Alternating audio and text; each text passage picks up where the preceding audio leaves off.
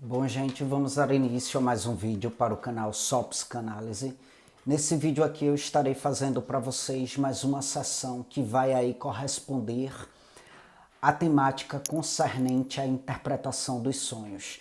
Quem não assistiu os vídeos anteriores, é importante que você assista para que você venha a ter uma compreensão abrangente acerca desse assunto. Pois bem, fazendo mais algumas considerações com relação a essa temática, com relação a essa obra clássica, na dimensão da psicanálise, é importante falar um pouquinho sobre as associações que ligam as imagens oníricas. Tá? Freud vai falar sobre isso na interpretação dos sonhos, e isso é algo que é explanado, que é observado por ele, bem como por diversos outros autores acerca da temática.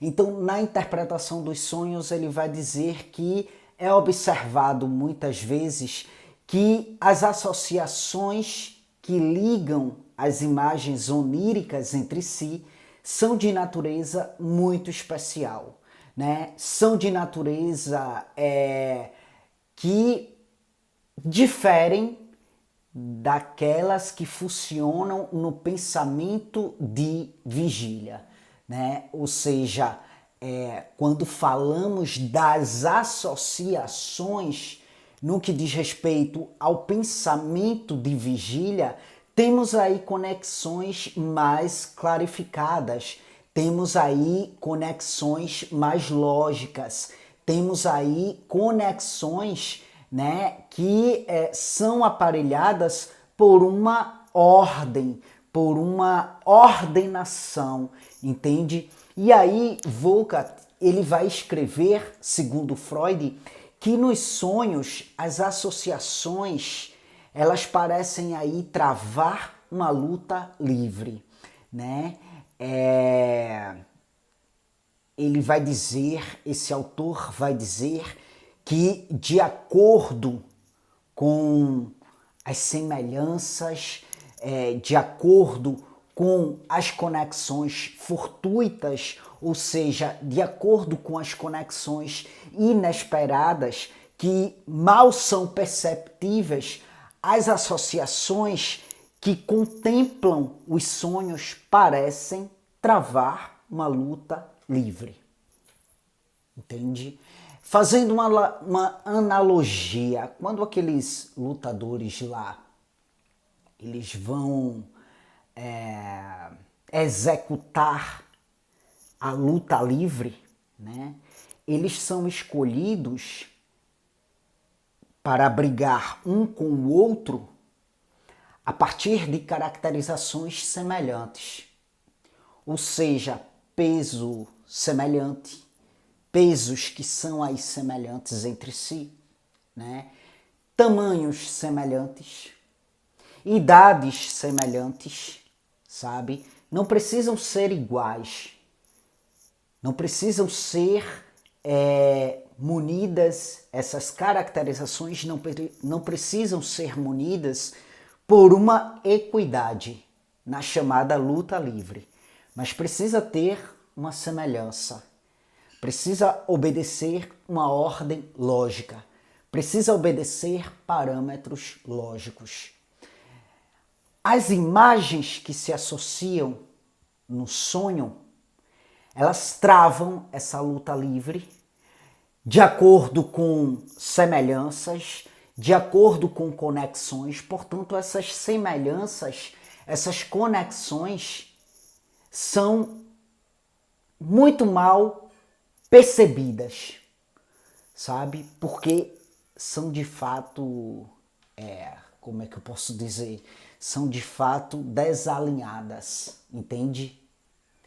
E aí esse autor, Volkart, segundo Freud, vai dizer que todos os sonhos, eles estão aí repletos por esse tipo de associações. Essas associações que são desalinhadas, essas associações que são superficiais e que muitas vezes só são passíveis de uma percepção, de uma lógica de uma ordem, quando muitas vezes trabalhadas na sessão de análise. É durante as sessões de análise, é durante a investigação, é durante a análise que pode se encontrar, pode haver ali o encontro de semelhanças, que até então algo que parece estar desalinhado, a partir de um olhar superficial, a partir de uma escuta superficial, mas quando há um aprofundamento, aparecem as lógicas, aparecem as ordens e o sentido que contempla esse desalinhamento à primeira vista. Um desalinhamento que é observado aí à primeira vista, é sentido à primeira vista. Mas a partir do momento que há uma investigação, encontra-se um alinhamento nesse desalinhamento. Então, na psicanálise, bem como na psicologia em geral, muitas vezes os paradoxos munem, né? Os artefatos. Quando eu falo de paradoxo, eu falo exatamente disso, o encontro do alinhamento no desalinhamento. Às vezes o alinhamento, a lógica está no desalinhamento, né? É por isso que o profissional ele tem essa escuta técnica, que é para poder promover insights que venham alinhar aquilo que à primeira vista parece estar desalinhado, né? E aí Freud vai trazer os ditos de um outro autor, do autor Havelock Ellis, né? O Havelock, ele vai falar, né, sobre isso de modo mais, vamos dizer, de modo mais amplo, de modo mais expansivo, vamos dizer assim. Ele vai dizer que essas associações, né, elas são promovidas por um mundo arcaico, né? Um mundo arcaico que é aparelhado por vastas emoções, por vastos pensamentos imperfeitos, né? Ele vai dizer que quando se estuda os sonhos de modo aprofundado, quando se investiga os sonhos de modo aprofundado, ele nos revela estágios primitivos no que diz respeito à evolução da vida mental. E esse mesmo ponto de vista, ele vai ser expresso por um outro autor, que é o James Salley, né? Onde Freud vai dizer que é um ponto de vista até mais abrangente, até mais perspicaz. Freud vai dizer que as palavras desse autor merecem ainda mais atenção, justamente por ser palavras mais abrangentes, muitas vezes, ou melhor, por ser algo mais minucioso, mais abrangente mesmo, mais completo, né? Esse autor, Freud vai dizer que o James Salley, o que ele tem em mente é algo que é um convencimento muito maior do que o convencimento de qualquer outro psicólogo, né, de que os sonhos ele tem um significado disfarçado. Ele é, de modo muito contundente, ele tem esse convencimento, de modo muito contundente, ele está certo disso. sabe? E aí ele vai dizer, os nossos sonhos constituem um meio de conservar essas personalidades sucessivas. E aí ele está falando de nossas personalidades anteriores. Ele está falando aí das nossas personalidades mais primitivas, como o autor anterior salientou. Ele vai dizer que quando adormecidos, retomamos aí as antigas formas de encarar as coisas. Nós, quando adormecemos, retomamos aí as antigas formas, né, de sentir as coisas. Então ele fala mesmo de um estágio primitivo que muitas vezes vai contemplar essas associações que parecem sem lógica, que parecem desconexas, né, que parecem sem sentido, sem uma ordem, que parecem nada a ver com nada, vamos dizer assim, né?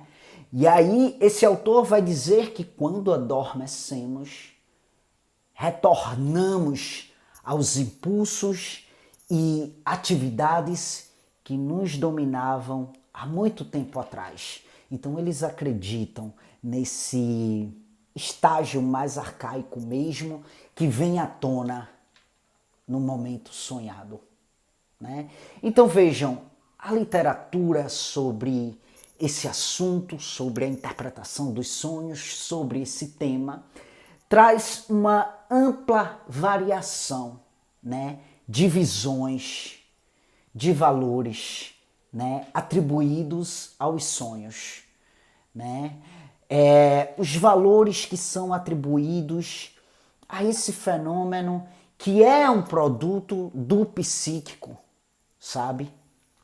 E aí Freud vai dizer que essa gama de variações, fui até redundante, mas às vezes é legal ser redundante para trazer uma ênfase aos ditos, né? Mas Freud vai dizer que essas variações de visões carregam aí muitas vezes o menosprezo no que diz respeito aos sonhos, no que diz respeito aos conteúdos oníricos, no que diz respeito àquilo que fora sonhado, né? Muitas vezes por determinados autores isso não é nada, enquanto que para outros, né, há uma valorização muito acentuada, para outros há indícios de uma valorização ainda não revelada, que precisa de mais investigações, que precisa de mais aprofundamento, né? Muitas vezes uma supervalorização,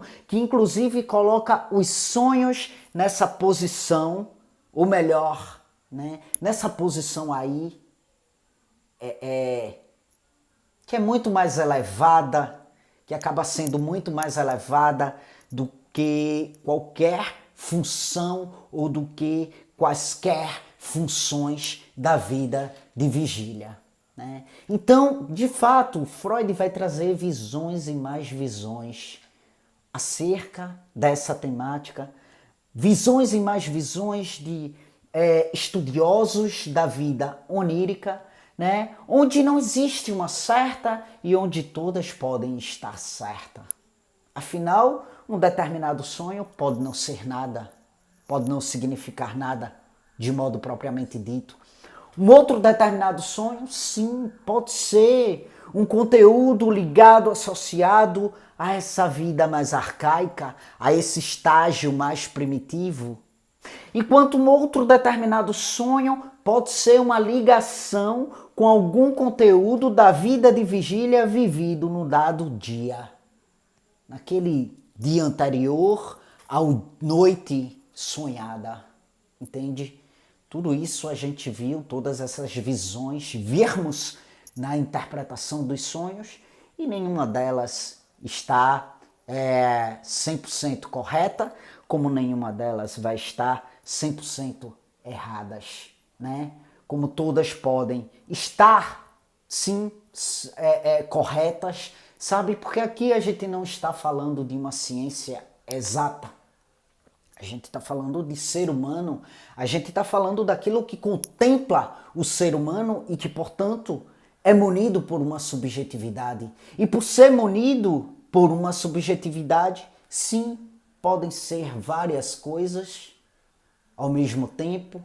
Pode ser uma coisa, uma determinada coisa, num dado momento, e pode não ser nada em um outro dado momento. Entende? Por quê? Porque o ser humano é complexo. Porque o ser humano não é uma ciência exata. Não é 1 mais 1 igual a 2. O ser humano pode ser 1 mais 1 igual a 100. Ou pode ser 1 mais 1 igual a 0. Entende? É isso. Eu continuo ainda, essa obra clássica de Freud, ela é expansiva. Nessa primeira parte dessa obra clássica de Freud, ela tem aí uma extensão. Eu continuarei investigando para dela extrair ditos significativos que valem a pena ser explanados aqui no canal. Aqui no comentário em destaque você vai encontrar informações adicionais, como meio de contato comigo, que é por e-mail, mas você encontra aí também outras informações adicionais, como demais projetos, né, demais canais aqui no YouTube, minhas redes sociais, caso você queira me acompanhar de perto, beleza? É isso. Muito obrigado pela atenção de vocês e até as próximas gravações.